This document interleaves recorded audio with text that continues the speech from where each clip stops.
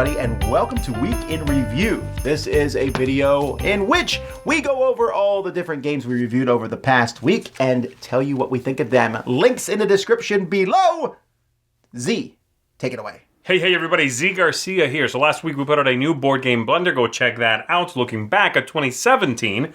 And I put out a top 5 unique co-op games that stand out as unique and different cooperative games from 2018.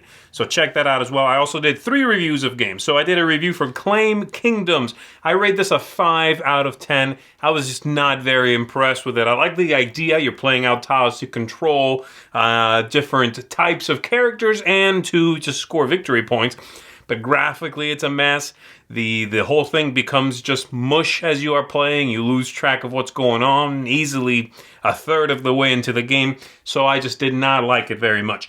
I reviewed 7 for The Queen. This is a small card game. I rate this slightly more, a 6 out of 10.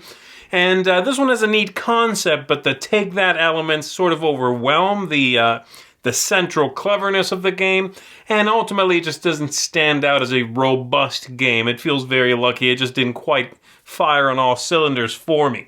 And then lastly, I reviewed my favorite of the 3, Assembly. I rate this a 7.5 out of 10.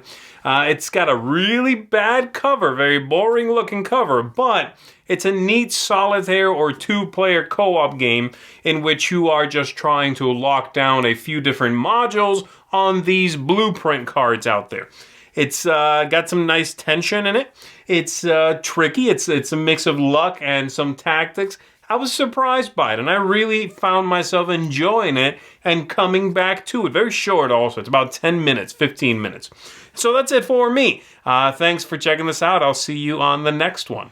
All right, so for me, first of all, a couple games, not a real big fan of Koi. I gave it a 5. It's a beautiful game. Probably I'd give it a lower ranking, but I like the beauty of the game so much. This is a programming game where you're moving fish around, but it's just way too random for me to enjoy it. Also, Catan. This is the Catan Incas. This is the newest Catan. I'm not really a fan of this one. It sounds interesting. There's some cool ideas, but this whole reset twice over the course of the game just breaks the flow for me, and also I'm finding I'm not as big of a fan of Catan as I used to be. Still think it's a great game, just not for me anymore.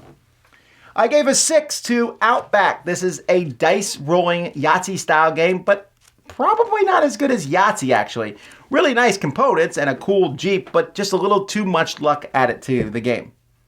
Symphony. This is a very cool, heavy Euro game style with like 6 different levels of game. Then they mix them all together in rules, and the rules are kind of a mess, and the game's a little bit more messy than I like it to be, but it's a neat area control looking game. I was pretty pumped about it. I wish it was better, and maybe a streamlined version will come out someday. Symphony. I gave it a 6.5. The Troll Fjord, Cube Tower, Hammer. Why would I not like it? Well, it's good, but it's essentially just the same thing over and over and over. Manitoba. Manitoba is a game about building a totem pole. I don't know what the theme of the game is. It's kind of mystical, and it doesn't match the Manitoba anyway. But you are basically taking actions, moving this stack of discs and flipping them to take actions and moving up tracks and collecting resources. It's a good Euro game. I gave it a 7. Also giving it a 7, Gen 7. That seems kind of convenient. Gen 7 is the second in the Crossroads series of games from Plaid Hat. I would probably rank this one higher, except for the fact that it has to be a campaign game. You have to play through some. The game could have looked a little better, and I found some of the writing in it, while the writing is very well done, some of the storyline I thought was kind of a bit of a trope, but still a neat idea, and I think a lot of people are going to enjoy it.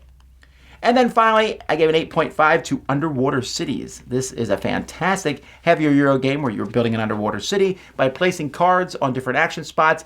You get the action spot, and if the color card matches, you get the card also. If you like Terraforming Mars, it has that same idea of building things up. It is a fantastic game. And then we did a lot of different top 10s. I did several top 10s of the best of 2018. I did those live. You can check those out. Until next time, I'm Tom Vasel, and this has been Week in Review on the Dice Tower.